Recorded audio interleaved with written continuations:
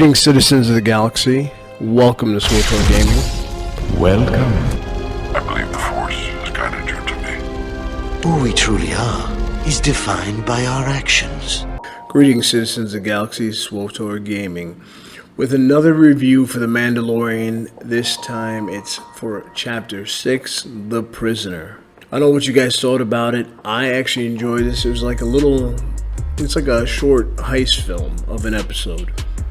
It started off different than the other one. The last couple episodes, for lack of a better term, seemed formulaic. You know, go to a planet, go to this. It's good to have something not on a planet and in space. Considering the last episode done by Dave Filoni, and he's still working on the kinks that he has when it comes to his directing style, because this is his live direction debut, and I'm glad people are seeing it, because so many people are like, Dave Filoni should take over for Kathleen Kennedy. Look, he can't even do live action episodes right. I mean, some episodes are pretty good. You can still see he's probably writing them similar to he would be doing an animated episode. There's certain things that do not work in live action. Now I'm gonna mess up this director's name. I think it's Rick Fukuyama or something, or Fumuyama, something like that. And he's the one who directed this episode. And like I said, even from the change of the regular theme with a little bit of percussion for the hip hop, it was a overall really good episode. We got a lot of characters. Bill Burr's character, I guess debuted, the Imperial Sharpshooter, and I liked his sass and the way it was great.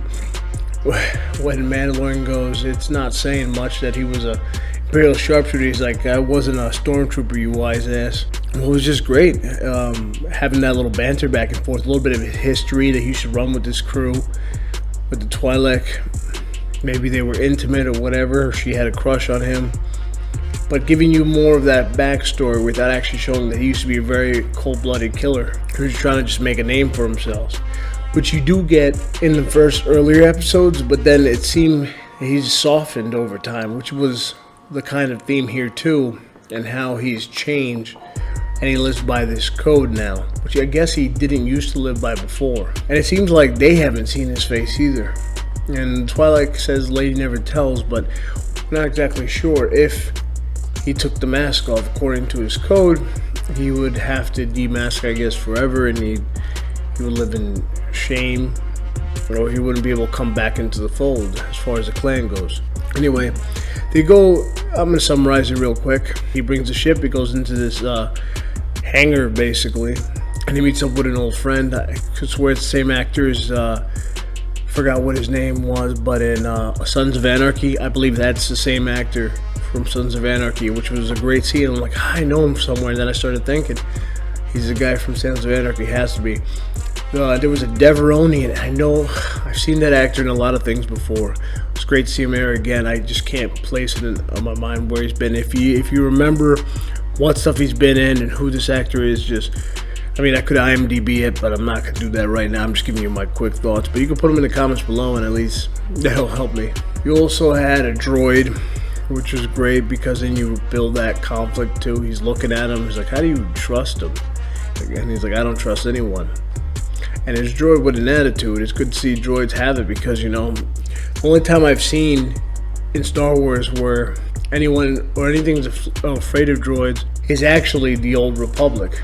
As you can see, I mean, in this prison that they're breaking into, it's all automated except for one person, which is something that when I was watching, I didn't think about, but if I was studying and analyzing it, you would need someone organic to make sure that everything still ran well.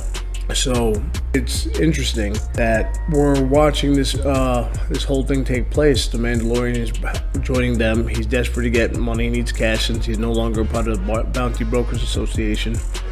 And they were gonna break out one of their former gang members, because Mandalorian belonged to this gang, and it happens to be the Twi'lek's brothers. So they go in, and while the droid Zero trying to land, you know, Bill Burr's character is a little threatened by the Mandalorian, because he used to be, I guess, number 2 in the gang, and now he's not.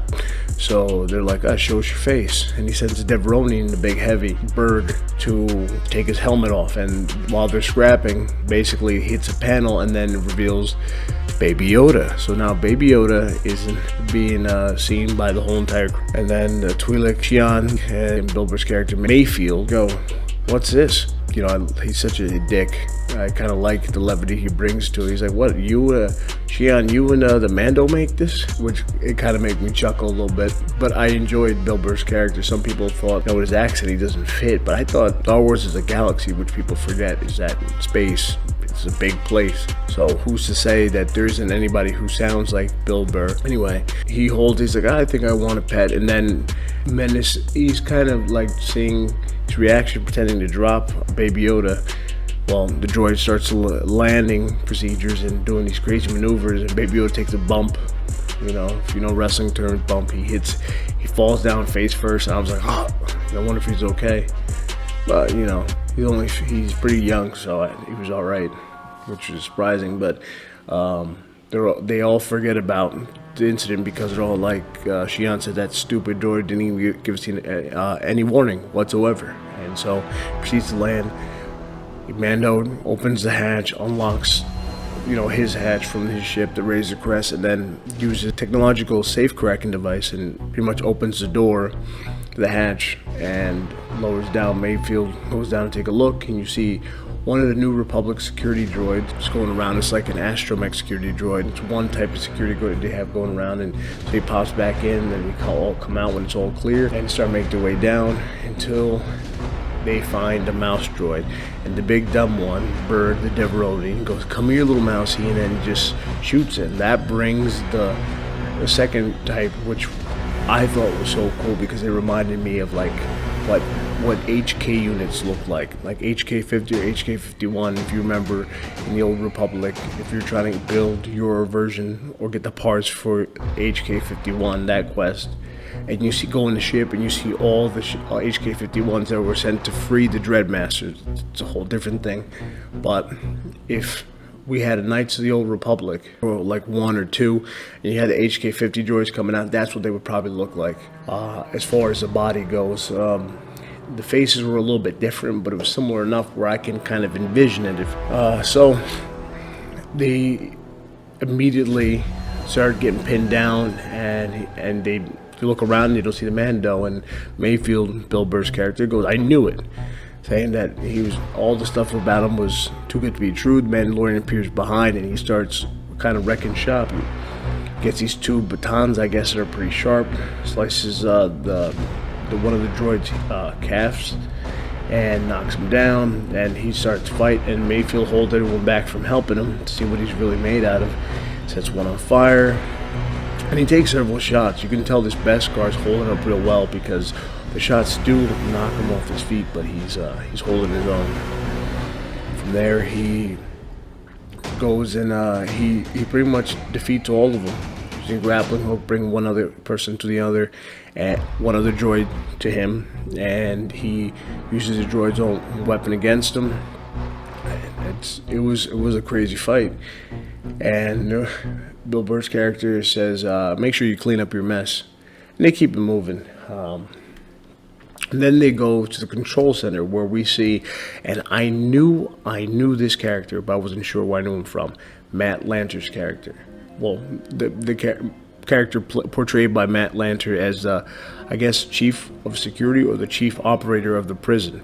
Now, Mandalorian was told it was nothing but droids, and he hates droids, but obviously there had to be some kind of organic operating this thing, like I said before, and he looked familiar, and sure enough, it's Matt Lanter, the guy who does the voice of Anakin Skywalker in the Clone Wars TV show. Not the 2003 one, it's the one on Netflix, and I believe it's still on there, and the one on Disney Plus, and they're going to finish up the final season, I believe, next year sometime.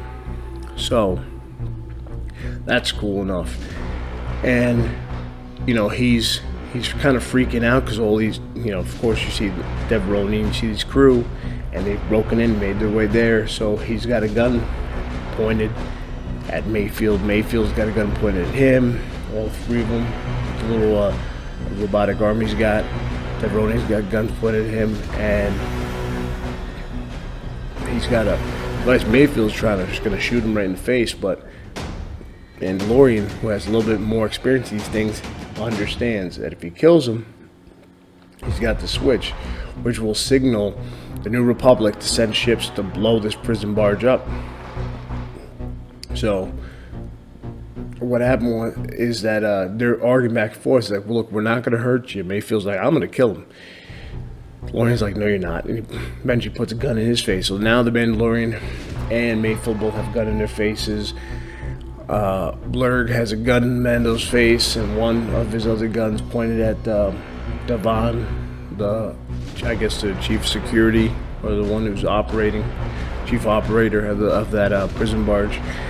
And eventually they keep arguing, and Xi'an gets tired of him. She throws one of her blades, and it kills him. So Devon dies. He drops to the floor, but not before pressing a button. Then Zero lets him know, you guys got 20 minutes. The New Republic's on his way. They're going to follow the tracking beacon and blow this place to smithereens. So then they run, and they find that astromech security type, and to outdo the Mandalorian, because he's been giving the Mandalorian shit since he joined their crew, saying he's tiny, this and that, and he doesn't look so tough. Blurg, the Deveroni, picks it up, slams it to the ground, throws it into another one, and it's a big explosion, and then he flexes hard, which was fun. It was fun, showing a lot of personality. And you know what? The thing about it is, he also looked familiar. And then I looked up who it is. I'm like, oh man, that's the Kurgan from the Highlander. That's who that guy. He's been in thousands of things. I mean, I think I put it before. I believe I haven't listed certain things before, so you want to pause or check out the IMDb. I mean, he's the voice of Mr. Crab and SpongeBob SquarePants, so it's pretty awesome. That guy's awesome. And so they continue going. They get to the prison cell they're looking for, and you find out a little bit more about the Mandalorian. Is Xi'an's brother that they're freeing. And he looks at him. He's like, oh. Because I guess he had on some kind of job. He had left him behind because he was cold-blooded, and apparently the motto is don't ask any questions. And he got captured, kind of because of the Mandalorian's fault. He's thrown off, and as they free him, I guess the Deveroni kicks him or pushes him right into the cell, and he gets trapped in there, and they're on their way trying to leave. So he got double-crossed. It seemed like he was expecting it the whole time, but just seeing someone he hadn't seen in a long time that maybe he felt guilty over, because it seems like he's a different dude right now, that threw him off. So they leave. They're about to leave, and then a few minutes after that, the Mandalorian he just lucked down and seeing the second type of droid that looks like a hunter-killer droid with his rifle. He uses grappling hook or grapnel and hooks his head. He's punching through, grabs his arm, breaks his arm, and then uses his slice or data spike that he has in his arm to open the door, and just slices the door and gets out. And it starts becoming a different movie. The way Rick, I'm always gonna mess up that last name. Fumayiwa, I think that's so correct. I might mess it up, but the way he directed this was amazing. It was like a horror movie from there, because he finds a way back to control, locks a whole bunch of doors, hurting them, splitting them from each other, and begins the hunt. And he starts picking them off. You know, Blurg actually finds him first in the control center. He slams the door down on him, and he starts laughing as he's deadlifting the door, because he's a really strong Deveroni. And then all of a sudden he goes, oh, you're gonna do that? And he presses the other button that slams the door and pretty much crushes his face. Of course, because this is PG or TV-14, you're not gonna see him get decapitated. That would put it straight into rated R. But we're left to imagine that's his face is just done. Then the next person is Xi'an. Xi'an's looking for him. She heard the commotion of them fighting, and she finds him in a corridor. She started throwing all these blades, and they start bouncing off him, and she, I guess, nicks him in the shoulder, but then it's already too late. And he grabs one of them and holds it to her throat.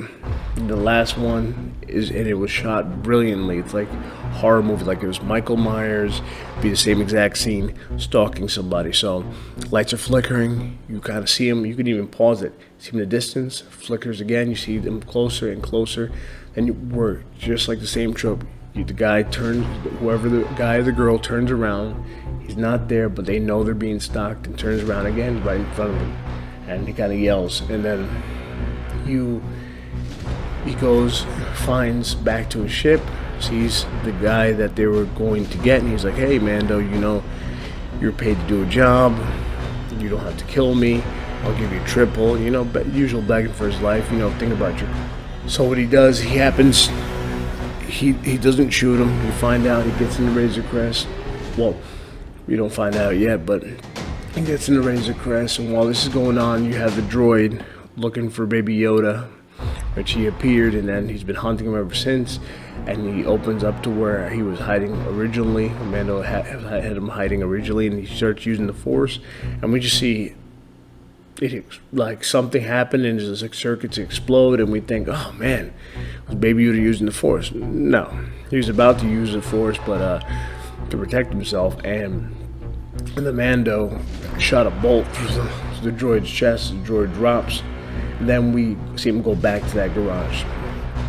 He goes back to the garage, and basically that floating garage or docking bay, and where we first meet the whole entire crew and his old buddy, Ranzar Malk, and the guy who played Bobby in Sons of Anarchy, and he looks at him and he's like, well, where's the rest of the crew? After he gets out and he brings the guy back, he said, no questions asked. He's like, no questions asked.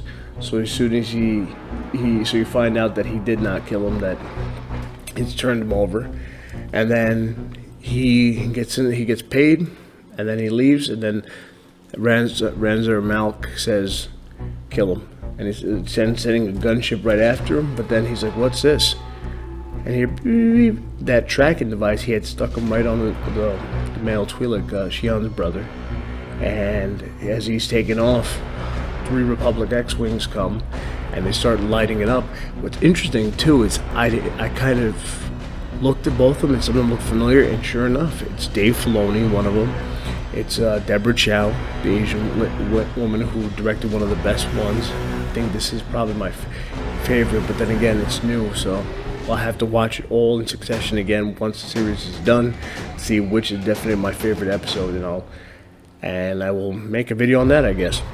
So, and the other one is Rick Fumayiwa.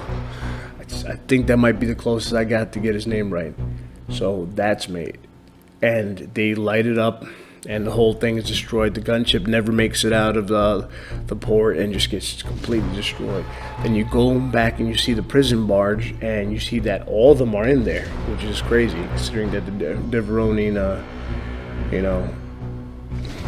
I guess he's super durable, but they're all locked up in there, and the lights are still glowing red. So we'll see. I mean, leaving it open-ended like that was perfect, because you can bring them back for season 2. They're gonna want revenge. So we'll see how that turns out. But I pretty much enjoyed this episode. I thought it was one of the best so far. Again, once the series is all done, I'm gonna binge it and then see which one I like best. Alright guys, this is Swtor Gaming signing off, and may the force of your will further your destiny.